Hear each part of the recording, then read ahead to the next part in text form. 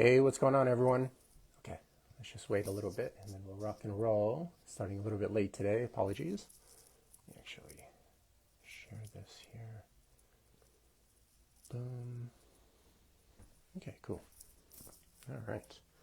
Okay, so let's take a little breather or whatever you want to call it. We'll wait for some people to jump in and we'll rock and roll from there. Organic coffee today, the normal. What is going on? Again, you guys, these lives are for you. So if you have any questions at all, just let me know. Happy to try to answer your questions. So I got my notes right over here, just so we're pretty structured and don't forget some of the important topics. But okay, so the topic I wanted to cover today, you guys, is finances and fat gain and metabolic health issues and aesthetic challenges and stuff of that sort. And if you're struggling with, being overweight or having aesthetic issues, you're just kind of like not happy with how your body looks or maybe your skin or your hair, et cetera, or you're just on way too many medical drugs and you don't want to be on all these medical drugs and then having to face all their side effects and all of that stuff. We're going to, on the live today, cover how to use your money to get out of a life of normalized obesity, misery, medical drug dependence, and disease. Excuse me, got to clear up my throat. So, of course, there's a lot of nuance in this topic, and everyone's situation is different. And like I always tell you guys, don't take advice from people online, from influencers online, at face value. You know what I mean? Including me. Because even if they're really competent and know what they're talking about, they just never met you personally and they don't know your specific situation. So like what I'm presenting here is just stuff that like I would personally do with myself or with my clients that I've thoroughly assessed. And they should be just kind of like general ideas, to start brainstorming and then investigate further on how you could apply these, the principles that we're going to cover today for your specific challenge and your specific situation, your specific core values, because everyone's core values are different too, What's important for you is maybe not important for someone else, or maybe totally indifferent for a third person, or maybe like an aversion for a fourth person, like fourth person actually makes them miserable. So, so keep that in mind, okay? Dammer, hey, what's up, man? I haven't seen you in ages. Let me know how things are going, okay? But let's go ahead and begin. We'll just dive into this one, and I'll kind of post this later anyways for anyone to watch after. But the topic today, how to use your money and available funds to get out of a life of obesity, misery, medical drug dependence, and disease. This is so important because a lot of people unknowingly spend a gargantuous amount of money fueling their pathologies. And there are many reasons for this, social programming, corporate advertisement, et cetera, and unfortunately, the majority of people have been kind of brainwashed to believe what's not important is important, and what is important is not very important. So, 9 out of 10 Americans are metabolically sick right now, and pretty much everyone is so medically drugged out, it's comical at this point. And no one's too concerned about that. They're concerned about the new iPhone, getting that new car or whatever, you know what I mean? Making sure to buy like a house. I think like most of the time it's kind of like a poor investment if you're kind of living in it, and stuff of that sort. But I could explain more later and stuff like that, So the results speak for themselves, you know what I mean? And a lot of people have kind of lost complete touch with essence, their true nature. And living like a human being again, and just more concerned about, eating out on the weekend, Uber Eats, stuff of this sort. Give me a sec, guys. I'm going to turn on focus mode here. Do not disturb. Okay, cool. Okay, just so I don't get random messages coming in and stuff of that sort. So let's start this. With any change, it's always important to understand that there are different phases of changes. And the first most important part of change is to kind of like realize there's a problem, right? So let me take a look at my notes here. Many stage, first stage. Yes, it's to first realize that there is a problem. Because obviously, if people don't realize there's a problem, if they don't think, being on a bunch of medical drugs and being overweight and having big man boobs or bad skin is an issue or anything is wrong with that or abnormal, then they're not going to change, because why change if it's normal? You know what I mean? If it's perceived as normal. And the issue is a lot of people are stuck in this stage, the first stage of change, which is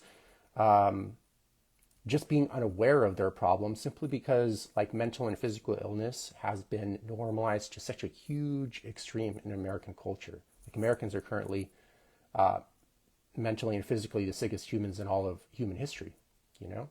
So a lot of people that are very sick, very miserable, struggling a gargantuous amount, think this is normal. Think maybe it's like age related, you know what I mean? Or it's kind of like the quote unquote their genetics and stuff of that sort. So it's critically important to come to the realization like, hey, this isn't normal.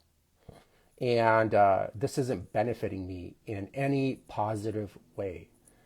And to realize that the majority of it, especially with chronic health issues, chronic like metabolic health issues, weight issues, skin issues, etc., it's all self-induced, you know? There's inevitably like kind of like a mind virus, I refer to it as, like a set of beliefs that lead to unsustainable and unhealthy lifestyle and nutritional choices for one reason or another. There are many reasons for this.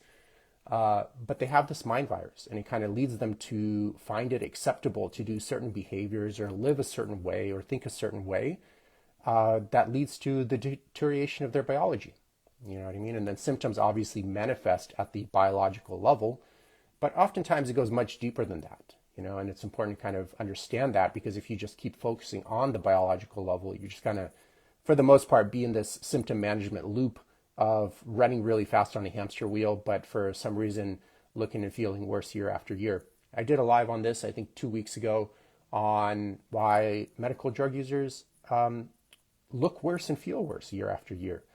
And I know it's not like the most positive topic to talk about, but I think it's so important to be honest in that realm, because it's kind of like watching your friend, continue to beat themselves up or have like a gambling addiction or like a food addiction or whatever, a gaming addiction, or be a workaholic and see their health being destroyed because they're working too much, et cetera, et cetera. And then, these pep talks are, oh, it's okay, you're doing okay. I don't think they help the person at the end of the day. It's not okay. The person looks terrible. Notice that it seems like the more medical drugs someone is on, the worse they look, you know what I mean? And the worse they feel. And if they at all say they're like feeling okay, it's just simply because they've normalized being sick, So in their mind's eye, having saggy skin, bad skin, saggy man boobs, being on a bunch of drugs, you know what I mean? Having basically diarrhea every time you go to the bathroom or whatever, that's normal, you know what I mean, to them, because it's been part of their life for so long. And what happens is basically like a basic central nervous system response to when a person can't get out of a specific situation. They start reframing the negative into the positive to make it acceptable in some way. So it's just a basic response for survival. And you see that often, you know what I mean? Because you think like, hey man, like this guy's like 40, 50 years old and on a bunch of medical drugs, looking terrible, overweight, and no action is taken, and they're worried about their next European trip or whatever. So awareness is the first step. And without that, guys, it's literally pointless. Joya, what's going on? And without that, guys, it's literally pointless. There's no change that's going to be made if people aren't aware that they have a problem to begin with. Okay? So that is so important. So anything I say on this live is going to be completely useless if you don't have that in place to begin with. You know what I mean? You'll still keep, taking all the medical drugs and doing this and that and looking worse and feeling worse year after year, and say something abysmally ludicrous like it's your age or like it's your genetics or something of that sort. So here are some quick myths before we get to the main body of the topic today that people need to realize that keep them in this loop of not creating change. So first of all, next time, like metabolic health issues. So what is metabolic health? You have body fat percentage. These are the markers for metabolic health: body fat percentage, resting blood glucose levels, blood pressure, triglycerides, HDL, right? So if your body fat is too high, the average American male is at 27%, which is obese. 70% of Americans are obese right now. Not overweight, like straight up obese. Resting blood glucose levels, if it's too high, blood pressure is too high, triglycerides are too high, HDL is too low. If you go to your doctor's office and you have any of these markers that are out of range and they say, oh, it's because of your genetics. Okay, cool. So first of all, I guarantee you, abysmally small percentage that it's like people with hypertension, like high blood pressure. It's like 1 out of 500 that have literally legitimate familial hypertension. Their blood pressure is really high or fairly elevated no matter what they do. And that's 1 in 500. And I guarantee you the chances of that being you is 1 in 500, which is very, very small. So the other 499, it's not your genetics. You know what I mean? It's not what you got from your dad. The only thing you got from your parents, for example, are just a belief system that makes you participate in the same behaviors and belief structures that led to all of these health issues. You know what I mean? So ask your doctor, like, hey, okay, I have high blood pressure. You say my triglycerides and my resting blood glucose levels or body fat is genetics related. Okay, cool. Ask them to provide you a study, a single study that conclusively shows that. They're not going to be able to, And you can go to pubmed.gov. This is where all your doctors get all their studies from. They're available for free. It's a public domain website. And go ahead and find a single study that conclusively shows any of those metabolic health markers are 100% related to some kind of genetic marker. You will, in these abysmally small 10 standard deviations to any direction anomaly, find like one person, out of 500 that has chronically high blood pressure because of genetics. That's it, So not genetics, you know what I mean? And stop with this. It's because of my age. It's not because of your age.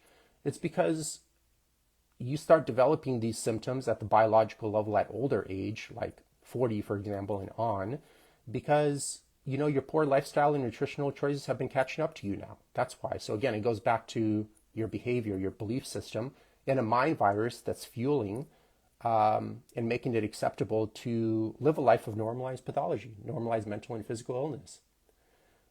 Same thing with depression. It's 2025 and a lot of people still think there's some kind of genetic chemical imbalance that leads to depression. This has been disproven like a long time ago, okay? And all of this is available to public domain, but people still believe like, oh, I have depression solely because I have these chemicals in my brain that are going in the wrong direction or whatever, or lack of chemicals, et cetera, et cetera. Not the case, okay? Same thing with fat gain. That's another thing that like, oh, I'm overweight because of my genetics. Not true. Not true. There's almost no overweight people before 1960 in the US. Now 70% of Americans are obese. And the human central nervous system or biology in general hasn't changed in like basically 250,000 years, okay? So trust me, it's not your genetics. It's again, poor lifestyle and nutritional choices and a mind virus, a mental illness that makes it acceptable for you to participate in certain behaviors that lead to all of these symptoms at the biological level that make you sick, make you look terrible, make your skin bad, make your hair look bad, et cetera, et cetera. And stuff of that sort, okay? And then also like even type 2 diabetes. I've recently spoken to a person that's like, oh, I was told that I have type 2 diabetes because my parents have it. I'm like, oh, dude, oh my God. It's 2025 and people still like believe this nonsense. Again, next time your doctor says something like this, just ask him to provide you a study that conclusively shows that your metabolic health issue or depression or fat gain issue is related to some kind of genetic marker you happen to have. It's not going to happen.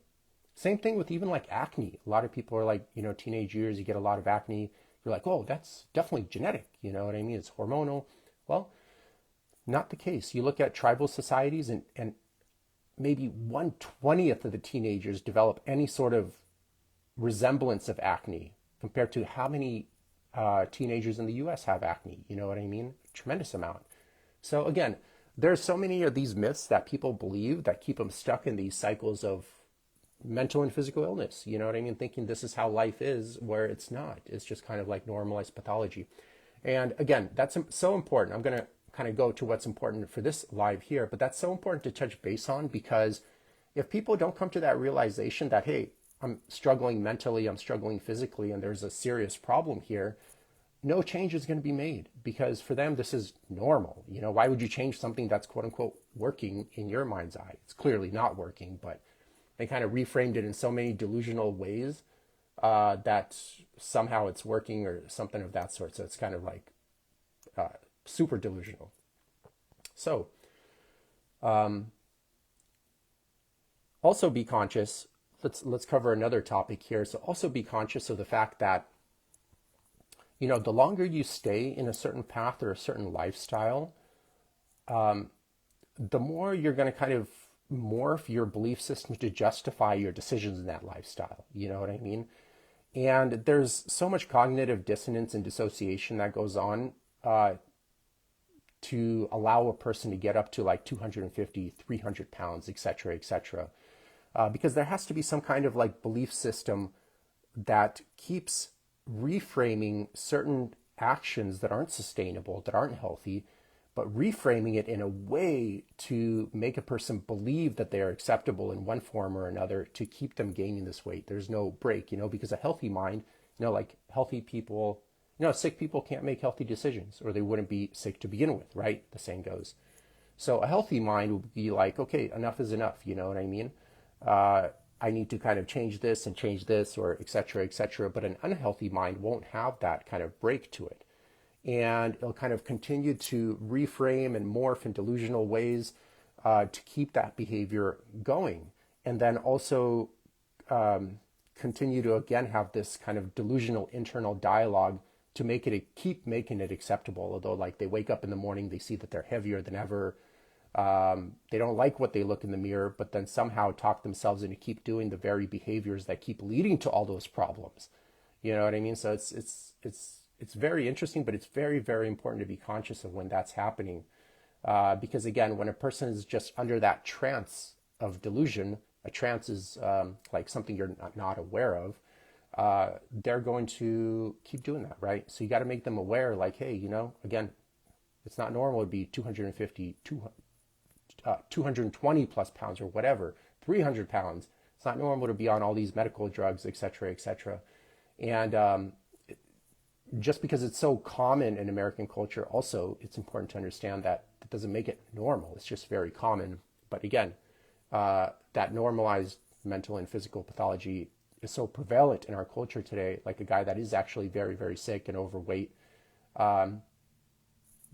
doesn't believe it is the case, or they have some serious problem, because probably the person next to them is exponentially more overweight and even sicker.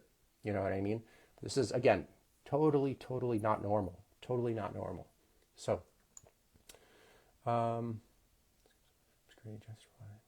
yeah, so like one example, I'll give you guys an example before we move on. I was kind of talking to some guy at one point, and I forgot the exact dialogue. It's been a little while ago, and he was basically asking me like, oh, how do you stay like so fit? I was like at the gym or whatever, and this and that, and I kind of explained to him, you know, like my general overview of my practices. And I'm like, well, you know, and then he asked for some tips. And then I'm like, well, you know, you could do this and that. And basically I forgot exactly how it went, but he's like, oh, you know, he kept coming up with like endless excuses of like why he can't change, you know what I mean?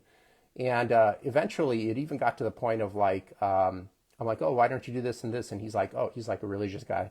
And he's like, oh, my spirit is telling me no. This guy's like, he told me he had like abysmally high blood pressure. He's like a very, very morbidly obese guy, maybe 45. Doctors already told him if he doesn't change his ways, it's basically going to be having almost a abysmally high percentage of having a heart attack in the next 5 years or something of that sort. And he's like, and eventually I gave him like a couple good steps on, realistic steps on how to change his behaviors. And he's like, oh, you know, like my spirit is telling me it's not time to do that. You know what I mean?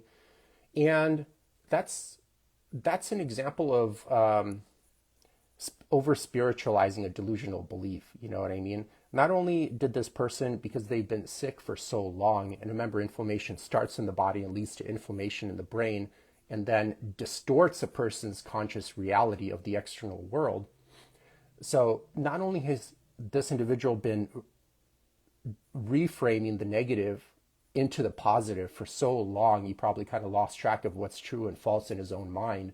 Now he's gone a step further and started over spiritualizing a delusional belief. Like, not only is it me or my mind having an internal dialogue to keep this pathology going, but now I have some higher power coming down and somehow talking to me and telling me to continue to live this way, which is abysmally delusional. You know what I mean? And again, sick people can't make healthy decisions or they wouldn't be sick to begin with, right?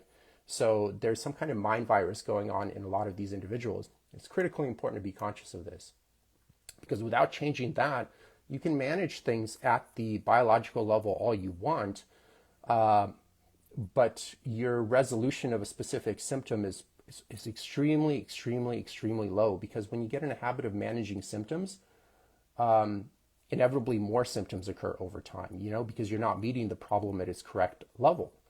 And oftentimes you need to meet the problem at multiple levels and stuff of this sort. And that's how it is. So that's really important in the change process, because again, a lot of health providers focus on giving out information, and the information may be great, but the problem isn't like a lack of information oftentimes with people, although it could be in some portions of their journey in change. The real problem is they have this kind of belief structure. You know what I mean? It's firmly embedded in their whole identity that's leading to multiple layers of pathology and mental and physical illness. And they're completely unaware of it oftentimes. Like, for example, they're so unaware of it, a lot of times they're not even aware of their own personality or why their beliefs occur. Because oftentimes when I run into people with a lot of layers of pathology like this, it's also oftentimes heavily correlated with lack of clarity of core values, meaning what's important to them, and more importantly, just lack of awareness of who they even are. You know what I mean? Of their personality, of their condition, even conditioned self, moreover, their kind of true essence and stuff of this sort. And it's the weekend. You could even go out and chat with people. Like, let's say they give you a belief system, and they're like, oh, I believe this. Okay. Simply ask them, why is that? Like, let them finish their entire train of thought, why is that? And they'll go, well, ABC, whatever. Let them finish their train of thought, and then again, ask one more time, like, why is that? And I guarantee you 98% of the time, they're going to pause. They're going to go blank. And eventually what they'll say is, that's just because the way it is. That's it. You know what I mean? Which indicates that they haven't done any introspection, almost any probably no introspection in terms of really getting to the core essence of what's important for them. And then obviously, if you don't know who you are and what's important for you, the chances of you getting into the wrong jobs and wrong relationships, et cetera, is massive, massively high. And when that happens, it's like you have to start forming maladaptive behavior, because that's the central nervous system's way of getting you to survive better in the external world. Because if there's a story gap in something, and there's a disconnection between like what you want and how your life really is, presuming that people are even clear on what they want, which most are not, inevitably the central nervous system has two options. It could kind of kill itself, or it could start forming maladaptive behavior. And maladaptive behavior is just a form of avoiding suicide, basically. And maladaptive behavior can take on a myriad of different forms. So it could be socially acceptable stuff like being a workaholic, or, abusing food, using food as medicine, but in the wrong way, too much of the medicine, and the wrong type of medicine, usually fast food, junk food, and stuff like that. Or having promiscuous sex, or things of that sort, anything to kind of dissociate from the fact that there's a large story gap and you're living out of alignment with what's true to really you. And the thing is, the only way to really discover this is kind of just to have a lot of deep introspection, which a lot of people never do. They're just kind of stuck in this myopic rat race state. And thus, they kind of fall into these patterns, getting further and further away from their true essence, and thus forming more and more maladaptive behavior. And when the central nervous system feels stuck in a particular situation and doesn't know a way out, it starts reframing the negative into the positive just to make it acceptable, at least at the thinking and emotional dimension. And in far delusional states like this individual I told you I spoke to, they start over spiritualizing this delusional belief. And then it's like the person's completely lost at that point. And most likely they never get out of these cycles because they also surround themselves with at work with people that are also mentally and physically unwell. And it's kind of like just all mirroring pathology back and forth, and thus no one really changes. So, yeah, so I kind of touched point, I'm kind of reading through my notes here, touch point on just being conscious that, you're also in a sick society, you know what I mean? Whether you're a Democrat or Republican, I don't care. 90% of you on each side are beyond abysmally sick. Again, 90% of Americans are metabolically sick right now. And if they kind of like honestly looked at each other, they'll see that they're more similar in their mental and physical illnesses than different. Just the expressions are a little bit different. And a funny thing is that I'll just mention this as a last thing. During the pandemic, it was so comical to watch the news stations go like, oh, even sick people are catching this virus, or even healthy people rather are catching this virus and getting sick. So first of all, this is such a data-free assumption. It's comical because if you're in the health field, you know that there are no more healthy people in the US. Again, 9 out of 10 Americans are metabolically sick, and 70% are literally obese, like not even overweight, like literally obese. And completely okay with it. They're really doing no real things to correct these issues.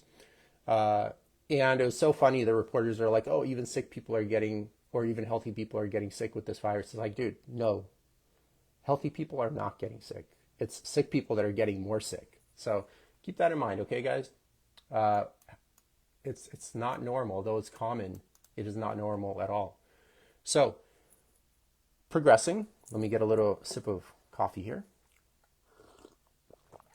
Joey, what is going on? Daniel, I see a couple of other people jumped in. Again, you guys, chip in. I get tired of listening to myself talk sometimes. It's great to talk with you guys too. So please ask any questions, okay? I'm going to try to have a few guests on the next couple weeks as well, so I'm looking forward to interviewing them.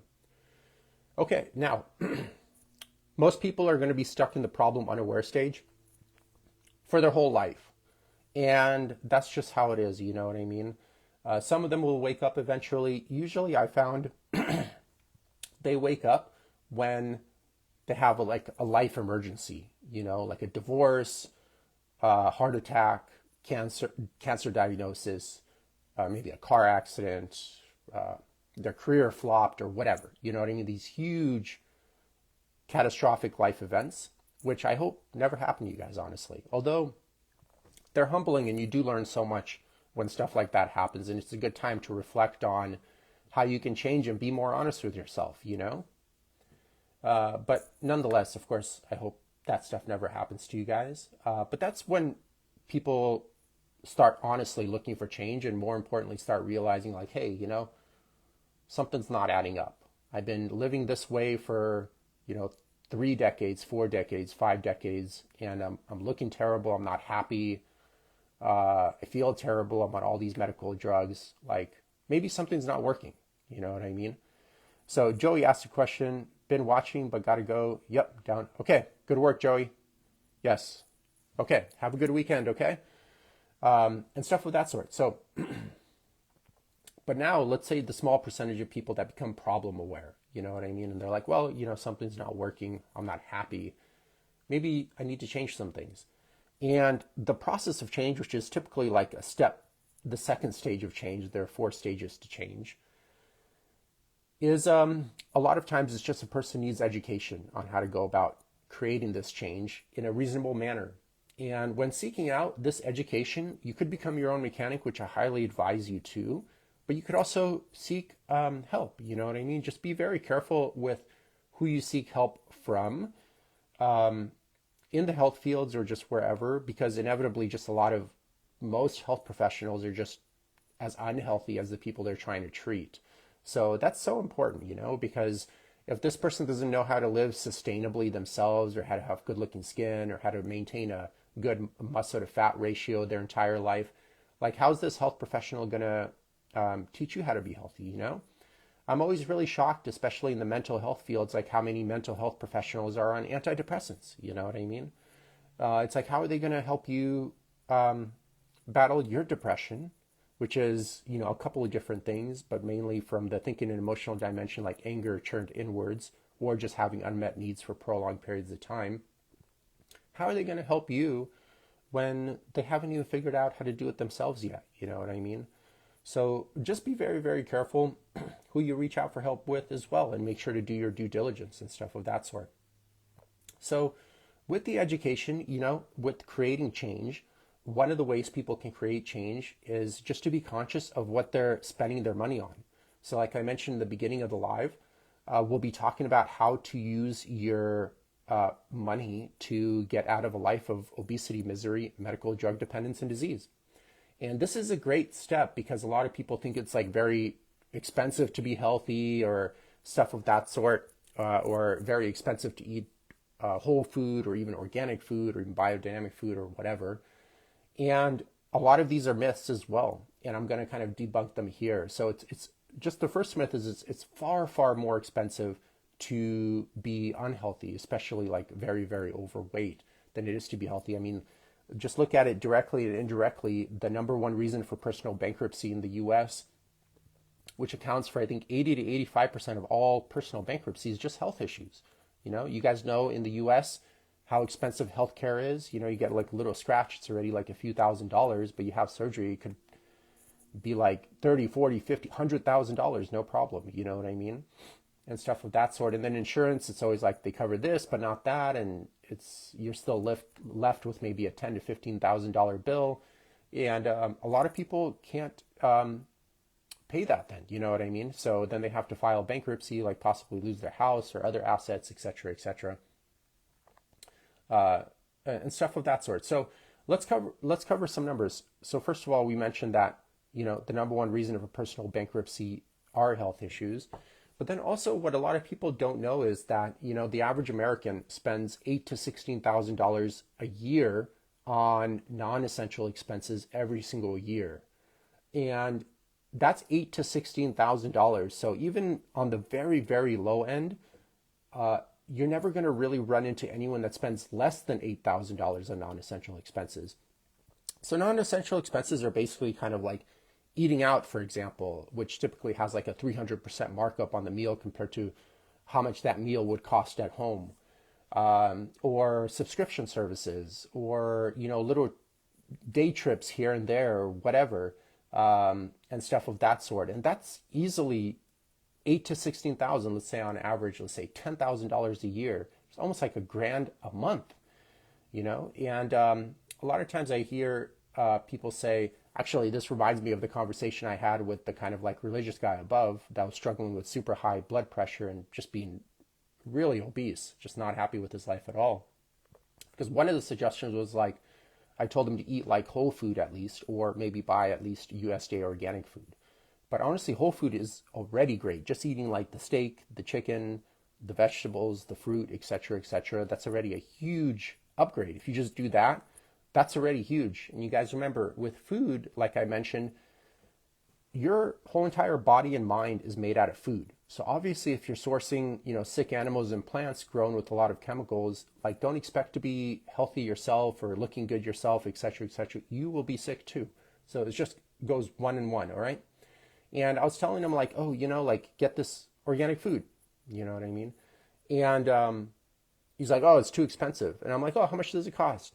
He's like, oh, I don't know. I just heard it was too expensive. Again, just kind of not having their own identity is one of the biggest reasons for having a gargantuous amount of maladaptive behavior that leads to a life of obesity and medical drug dependence. Not being clear on that identity oftentimes, or if they are clear on it, which is rare, just not being able to kind of fulfill it and be true to it. You know what I mean? So they kind of stay in relationships that aren't working anymore for them, or they stay in jobs that aren't working anymore for them. and then they drown themselves with stress eating and God knows how many antidepressants or whatever, and then wondering why they're never getting better year after year. So I was telling them like, hey, just get organic food. And for a 2,000 calorie, it's kind of tough to exactly calculate this number because it depends on which items you buy. But for a 2,000 calorie a day organic diet, you're looking at, like, I don't know. This is from my second book, which was published like 6 years ago. So I'm kind of trying to change the numbers based on inflation. But you're looking at probably like 7,000 a year, maybe 8,000 a year. And a lot of people will be like that struggle with health issues, and eating this type of food, like whole food in particular, will help solve a lot of these health issues, if not completely cure them a lot of these health issues. Will go, oh, I don't have the money for that. I'm like, oh, wait, you don't have $6,000 to $7,000 for an all organic diet every single year, but you do have $8,000 to $16,000 for traveling, that little European trip, et cetera, et cetera. That subscription service, that new iPhone, going out on the weekends, which adds up to like thousands of dollars at the end of the year, just in junk food. Also, people don't know, but like aren't aware of it, but to maintain a frame that's like 250 pounds or like morbidly obese or obese frame, it requires a gargantuous amount of processed food, and processed food is very, very expensive. So like a bag of, I don't know these exact numbers, it's just a rough sketch, but a bag of potato chips is like $6 to $7. But it takes like two potatoes, to make that bag of potato chips. And those two potatoes are like 50 cents. You know what I mean? So the markup is gargantuous, and it takes a tremendous amount of this expensive processed food to make yourself so overweight, thousands of dollars a year. And you get the same people that say then organic food is too expensive or whole food is too expensive, but yet they're spending, thousands of dollars a year just on processed food. Again, it goes back to being unaware, and being uneducated. A lot of them are very impulsive and can't control these impulses too. That's another issue to consider. And just having, again, a mind virus that makes this acceptable and just continue for long periods of time without question it whatsoever. And these conversations are so important for healthcare providers to have with their clients, because inevitably it's what's leading to a lot of these pathologies, And I spoke to a bunch of doctors over the years. I have many good doctor friends, of very smart people. And like, oh, they're coming in with these metabolic health issues that could be fixed just through simple behavioral changes or education, you know what I mean? A little bit of follow-up, et cetera, et cetera. And pretty much they all agreed it is the case. But the problem is like they kind of like lost trust in the individual to be able to actually carry it out. And also due to how the medical healthcare system works, they don't have enough time to, do a 3-hour assessment with a client, which is what needs to be done when you first meet an individual, and then do weekly follow-ups for many, many weeks to make sure they're actually changing these behaviors and have a good understanding of human psychology, or like behavioral, like psychology around ambivalence in particular, and then also have a good base in education and nutrition and biomechanics, et cetera, et cetera. So among other topics, depending on where the person has their issues. But inevitably, the doctors would say like, oh, just these people aren't going to change. You know what I mean? They're too uneducated and too impulsive. And for the most part, they're right. You know what I mean? People are too like uneducated, impulsive, and then also stuck in a myopic state of being in the rat race, and also then surround themselves with very mentally and physically sick people. Not that these people are bad people, not that your maybe overweight friends are bad people. They may be good friends. I'm not kind of trying to frame it under that vantage point, but it's moreover, they're just going to keep reinforcing the very behaviors that led to all this obesity, misery, medical drug dependence, and disease if you continue to kind of stay within that circle and you don't have a strong grounding in your own core values and personality.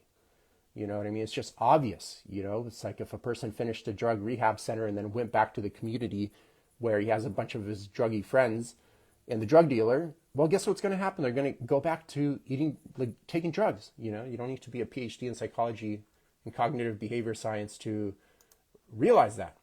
So stuff of that sort. So I forgot exactly where I went on that train of thought, but basically, a lot of people, the myth of like, I don't have enough money to be healthy. It's far more expensive directly and indirectly to be unhealthy. I'm not saying you got to be like ripped, you know what I mean? Or like the next Mr. Olympia. Just to give you an idea, those metabolic health markers I mentioned are just so abysmally easy to be within healthy ranges. It's like the ABCs of health. You know what I mean? It doesn't take like almost any effort to pass those tests. And yet 9 out of 10 Americans fail those tests. So here's some things to consider too. So with trips, like for example, I see a lot of people are like, oh, I don't have money for maybe like a health course, you know what I mean, to learn about my digestive issues. You guys, a lot of these courses you can take. You don't have to be a healthcare provider. You might not be able to get the certification, but you can take the whole online course and get a tremendous amount of knowledge. Now they may be between, it depends, like an intro course is like $400, for like a weekend course. But if you want to take the more advanced courses, they're usually like $1,000 or $2,000, and they span over like 8 weeks or 12 weeks or something like that. And a lot of people would go like, oh, I actually had a conversation like this with a person before. They're having various health issues, including like kind of like little mini seizures that eventually ended up happening. And I'm like, oh, go take this holistic health course. And just to get started on learning how to live life sustainably. And it was like $500. And like, oh, that's too expensive. I need to save money to get better floors for my house. You know what I mean? And I'm like, dude, you're having mini seizures, like a very overweight guy. And they're more worried about their floors looking good versus staying alive or feeling well or looking well. This is, again, goes back to the very beginning of the live here, when I told you that Americans have been brainwashed by corporate propaganda to believe what's not important is important, and what is important isn't important, like everyone says, a lot of people say your mental and physical health or your family, spending time with your family is so important.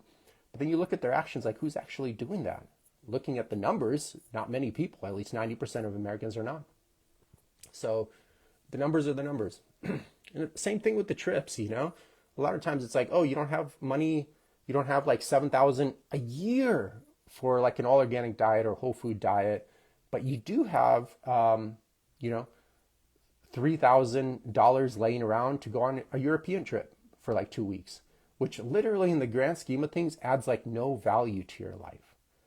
Because you see the people going on these trips, they're kind of sitting there like taking pictures, eating all this junk food and stuff like that, just kind of bragging about having like a low IQ basically and normalizing pathology in their life.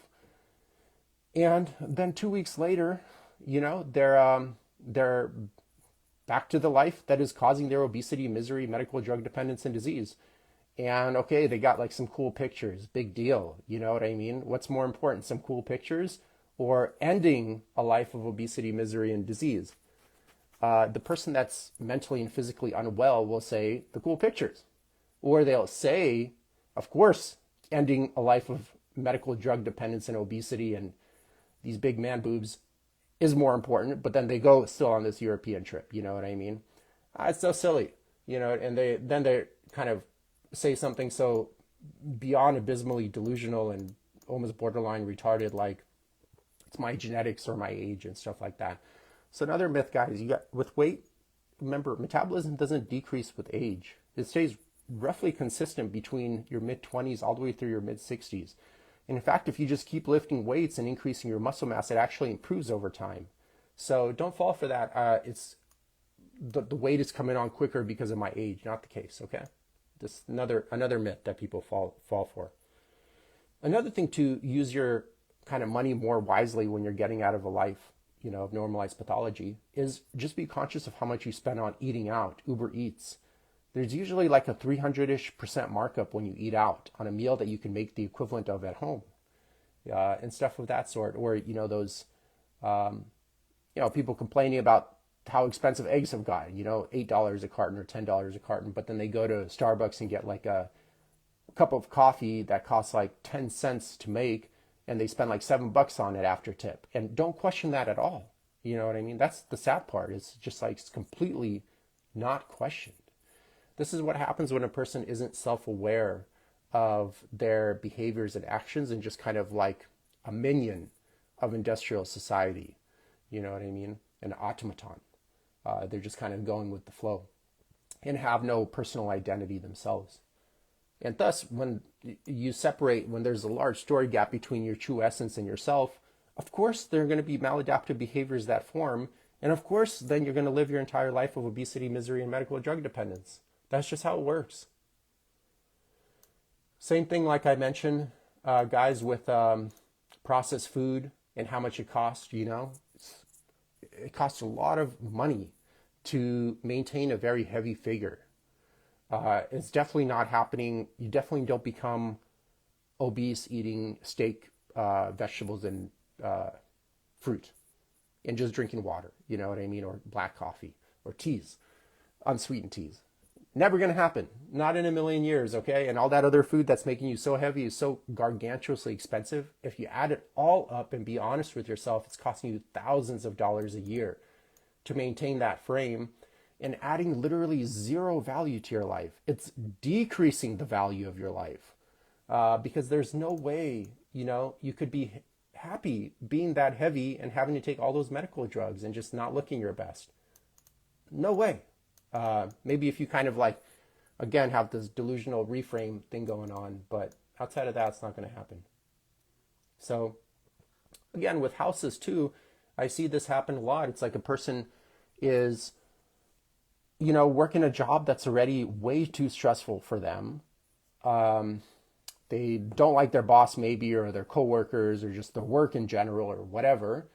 And the second they get a pay increase, their expenses always go up. And they're always stuck in this kind of rat race instead of figuring out a way to take that difference of income that they earn through their hard work, which you should be very proud of, and kind of reinvest it in ways to get you out of the rat race. You know what I mean? So you can live life more sustainably. Because it's also not healthy for the central nervous system to be working like crazy, you know, like 50-hour weeks, one deadline after another, dealing with office politics, all those annoying, sometimes the annoying people at work, there's always one that you don't get along with, etc., and stuff of that sort, okay? But when they get that extra money, what do? They fall for industrial society's propaganda. Now I'm going to get a house. It's like, dude, you're already burned out. You're already completely burned out. And instead of figuring out like a way to get out of this environment, now I'm going to take on a mortgage, a 30-year mortgage that will make my, let's say, $300,000 or $400,000 house, by the time I pay it off in 30 years, about $1 million. And I'm going to keep working this position. You know what I mean? So it's another real foolish investment when a person is very mentally and physically ill. Their core priorities should be to fix that first and be honest about what is really causing that, you know? But instead they get into these financial traps, like the golden handcuffs. I don't know the exact phrases they're used, but you guys know what I'm talking about. And then they're stuck. And then that's it. It's like they're stuck. They're in so much debt. And it's so silly. If you do get a house, I would recommend maybe getting like a multi-family unit and live in one of the units and rent out the other units. That way you can kind of live mortgage and rent free, but also at the same time gain the appreciation of the value, which is what a lot of people seek to do. But buying a house and just living in it and paying a large mortgage, yes, it appreciates in value for sure, but you got to take into consideration the taxes you'll pay when you sell it, all the repairs you have to do, all the property tax you need to pay while you own it, the interest on the mortgage as well. Once you sell it, you need to pay the agent fees and commissions, all that stuff. Then inflation as well. Take that into consideration to cutting away at your profits. It's not that impressive of a gain most of the time. And if you're doing that at the expense of your mental and physical health, it's a really bad trade-off in my opinion, and just solidifies a life of misery and maladaptive behavior. And stuff of that sort. Same kind of thing with cars, you know. I think last time I checked, I may be a little bit off on this number. You guys can kind of check with a simple internet search. But the average American spends like $8,000 to $10,000 a year on their car, or more, oftentimes. Even if you pay off a car, you're still looking at spending about like $3,000, $2,000 a year with like roughly gas, registration fees, insurance, and stuff of that sort. So presuming you're paying, like a monthly payment on it, you're looking at about $8,000 to $10,000 a year. And again, when people make a little bit more money at their work, typically what's seen is they just increase their expenses on non-essential expenses most of the time, which is the silliest thing ever. Which their core priorities, if you're mentally unwell, if you're physically unwell, and you're on a bunch of medical drugs, should be to fix that. Because once you fix that, your life quality will improve tremendously. And a lot of times people say like, well, I have, look at this good quality of life. I live in this like moderate luxury or a really luxury apartment place or whatever, or housing community, and I drive this like little Tesla or whatever. My quality of life is good. And then is it, And then you kind of ask them a little bit more in detail. It's like their sleeping sucks. They have like erectile dysfunction. They have gut issues. They're overweight. They're overworked. They don't like their work anymore. I'm like, what kind of quality are you talking about? Again, it's just when a person's so far detached from their essential being, this is kind of the type of dialogues you run into. It's so obvious, like a blind man can see if you kind of know what to look for. But when people are under this trance of normalized mental and physical illness, it's completely goes under the radar for them. So again, also you guys, medical expenses, like I mentioned, the number one reason 85% of bankruptcies occur in the US is because of health issues. Okay. I know everyone's like, oh, I'm not going to develop cancer. Well, 50% of Americans develop cancer. And a lot of those cancers are showing that it's just simply a byproduct or a symptom of living life unsustainably through poor lifestyle and nutritional choices. And very few of them can be honestly tied back to genetics. Same thing with heart disease. A lot of people, oh, I'm not going to get a heart attack. Well, 1 out of every 3 Americans dies from a heart attack. So the chances of you getting it is like 33%. It's quite high. Or I'm taking all these medical drugs and I'm going to be fine. Well, I think last time I checked, it's around like 200 or so, 250,000 Americans die from medical drug side effects. In fact, medical malpractice is the third leading cause of death in the US, resulting in some, depending on the sources you look for, like 300 to 400,000 deaths every single year. And just to give you guys an idea, in the 10-year Vietnam War, like 50,000 US soldiers died in 10 years. So it's like 5,000 deaths a year in a war zone.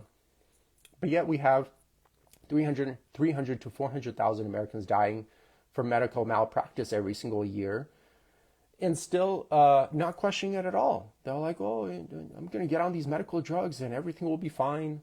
And it's so funny because outside of that context, that saying, if it sounds too good to be true, it's because it is. Everyone would believe it if like it was some pyramid scheme or whatever. But then when you say like, oh, you have depression here, take an antidepressant. Okay, cool. How would an antidepressant, considering the chemical imbalance theory of depression has been disproven a long time ago, and all these drugs do is just changes the chemical, quote unquote, imbalance in your brain. How's that going to solve having your anger turned inwards as a habitual practice for yourself? Or how's that going to solve having your needs unmet for long periods of time, which is a common reason people get depressed? Or a lot of times too, just a lot of people with depression have serious digestive issues, and a lot of the neurotransmitters in your brain are made in your digestive tract. Okay, so how's it going to change that? How's it going to fix that? You know what I mean? Or you fix your external situation, such as not working a job you don't want to be working, etc. If it sounds too good to be true, it's because it is. And if all these quick fixes worked, we would all be fixed by now. That's a saying I got from a friend of mine. So you guys, come on. We just got to stop being delusional. start going back to common sense, listening to our intuition and getting back to, living like human beings again, being closer to our essence, stop being plugged into industrial society so heavily and brainwashed to think like what isn't important, like fancy little car and little gadgets that you're kind of killing yourself for just to buy at the expense of your mental and physical health. It's so silly. Come on, guys. It's not benefiting you at all. And remember, when you can't be honest with yourself, you can't be honest with anyone around you. So I think Donetsky said, I forgot the exact quote, but just don't lie to yourself. Because once that happens, it's a downward spiral once you start doing that. So, solution, you guys, getting to the end here. Look, you are, whether you want to admit it or not, you are spending $8,000 to $16,000 a year on bullshit. Like sugar highs at best that are adding no value to your life. And in fact, most likely, just contributing to your obesity, misery, and medical drug dependence, by keeping you stuck in that loop in one way or another. So some easy solutions you could do is everyone's challenges are different. So I don't know exactly what to prescribe here because I never met any of you. But some things I would do is just, Amazon has a gargantuous amount of books. And a lot of them are sold used as well for like $2, $3. You know what I mean? Start with, if you want to kind of open your eyes to some ideas, start with being your own mechanic and getting these books. Remember, you do for sure. Please stop lying yourself, because you do for sure have $8,000 to $16,000 a year laying around, and that's way more than enough to read, let's say, 2 books a month. You know what I mean? On a specific health challenge you're struggling with. So if it's weight loss, buy weight loss books. I would say with any kind of health challenge book, I would just as a default buy a book on human psychology, in particular, like the psychology behind ambivalence or change, on top of what you're struggling with. So buy something on like neuroplasticity plus like the psychology of change, and a book on gut health if you're struggling with gut health, or fat loss if you're struggling with fat loss, or whatever. You know what I mean? And stuff of that sort. Some books I would recommend in terms of the topics we covered today. Let me check the names of them. For finances, there's a book called The Millionaire Next Door. And for most people, like, to get out of the rat race financially, this is all they need, like honest application of this material. Let me see who the author is. I forgot exactly. I read this book like a long time ago.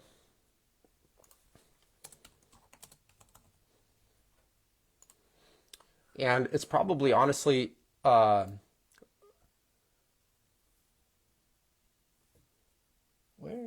the heck did they have the titles? And it's probably, honestly, it's so old at this point, you could probably find a free audio of it on YouTube. So The Millionaire Next Door, let me see here. Let me click on this. Yeah, Thomas Stanley. Check it out. It's an easy to read book. It flows very nicely. And again, you can probably find a cheap version of it or like a free version of it, at least the audio version online. I think Think and Grow Rich by Napoleon Hill is also great as well. But The Millionaire Next Door is unique because it kind of talks about how to decrease all this BS non-essential expenses and then divert that money into more productive matters. You know what I mean? And stuff of that sort. Think and Grow Rich by Napoleon Hill is also like a great book as well. There are many books out there. I think The Richest Man in Babylon is also a great book, very small, that you guys can read. Let's see. I think those are a great start. There are many other ones I read over the years, but those are, if you just take action on even a small minority of the information there, that should be way more than enough to be having a good roadmap to getting out of the rat race and constantly having to deal with all these bills and debt and stuff of that sort, which should be part of a healing journey. So from a psychology perspective, any book on neuroplasticity would be great. Great subject to start. It's not for everyone, but I really like Stefan Wolinski's work in quantum psychology. I think he has like 10 books or something like that. I like Way of the Human Volume 2. That's probably my favorite book out of his books. Probably read that one like 20 times already. And it does a really good job at outlining your false core and false self and how this false self leads to being in the rat race of trying to constantly strive for the external world to achieve things and stuff of that sort, but then getting stuck in these loops and thus having maladaptive behavior form, because the more you lean into your conditioned self, the further you get away from your true essence, so stuff of that sort. So let me see my notes here. So another thing, you guys, take that $8,000 to $16,000 a year away from funding your mental and physical illness through non-essential purchases and divert it into buying whole food. Start off with just buying like steak, chicken, fish, vegetables, fruit, water.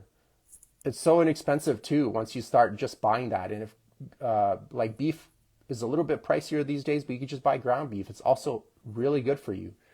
And stuff of that sort. You don't even need to buy organic. Just eating whole food and nothing but that is already such a huge upgrade. And then if you want to go a step and beyond, just buy organic food. Remember, you do have more than enough money for this stuff. Please don't lie to yourself. You just need to stop spending money on all these non-essential sugar highs and stuff of that sort. And then kind of divert it to eating better food. And then just watch your skin quality improve, your hair quality improve, your muscle to fat ratio improve, etc., etc. Take online courses.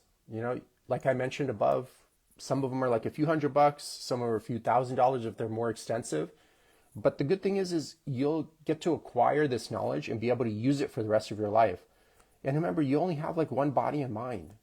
If you're struggling with, like huge man boobs, or this huge gut, or being on medical drugs, or just not happy with your life, how's that European trip going to help you in the grand scheme of things? I would rather you use that money on these courses and buying books to get out of that life of normalized illness. And I know you would probably want that for yourself too if you just start thinking clearly a little bit. And then another thing is maybe look for mentorship. Oftentimes when you take a bunch of courses and read a bunch of books, you naturally and instinctually will seek out like a mentor in that field. And mentorships vary. They could be like $2,000 to $5,000 for a comprehensive program, for like one-on-one programs. But the right mentor is life-changing, will be life-changing. They will fast-track like 20 years of experience and ups and downs on their journey and just give you the right answers from the get-go. And that's huge. I try to hire at least like one mentor a year. And I would highly recommend it, you guys. And again, you have the money, you know what I mean? And a lot of these mentorship programs, they offer like payment plans or stuff of this sort. So, and again, they'll benefit you so much more, whether it's a mentor in finance or health related fields, or maybe you just want to be an artist or something like that, whatever. But for our conversation here, we're trying to, get out of metabolic health and obesity and stuff of that sort. So it would benefit you so much. And if you kind of think clearly, getting these books, buying real food, organic food or whatever, biodynamic food, taking online courses or health courses, maybe getting a mentorship in the more advanced phases, et cetera, those will benefit you so much more than a silly European trip, or going out and eating terrible food on the weekends or drinking or stuff of that sort. It's obvious to me, you know what I mean? And it may not be obvious to a person that's not doing well, because again, they have this belief structure that they need to overcome, which will be very difficult. But the answers are all here, of what I covered here. And the good thing is the price ceiling is quite low. Like anyone can do this because again, the money's already being spent. I'm just kind of suggesting if you are struggling with mental and physical health issues to spend it more wisely on tackling those issues versus things that are causing you to dissociate or distract yourself even more. Okay. So I hope that helped. Have a good weekend, you guys, and wishing you all the best. Jerry mentioned something here. Nearly every neighbor is a millionaire next door if they own the house. Yes, I know Jerry lives in an area that I used to live. So in his case, it is true. He lives in kind of Orange County area. So, okay. Well, you guys, I saw a few other people jumped in here and there. Thank you for joining, you guys. I hope this information is great, and this is what a real health journey looks like. not just another pill popper health journey, which doesn't work anyways, in my opinion. So, okay. Wishing you guys the best, okay? Take care of yourselves. Bye.